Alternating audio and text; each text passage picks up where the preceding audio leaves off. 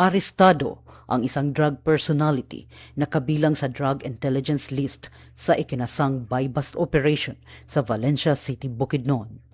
Naaresto si alias Tawi, 46 anyos, sa anti-drug operation sa Purok 11, Barangay Mailag, Valencia City, Bukidnon.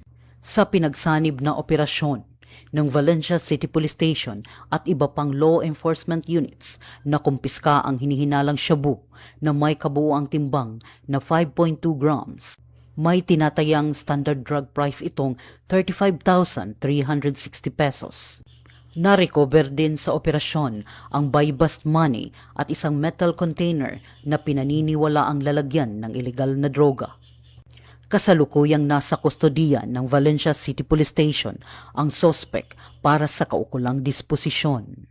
Patuloy ang panawagan ng kapulisan sa publiko na makipagtulungan at agad i-report sa pinakamalapit na himpilan ng pulisya o sa 911 ang anumang impormasyon kaugnay ng illegal drug activities. Mula dito sa Police Regional Office 10, Bukidnon Police Provincial Office, ako ang iyong PNN Correspondent, Police Corporal Michelle Gulay Abatayo, alagad ng batas, tagataguyod ng Balitang Pulis.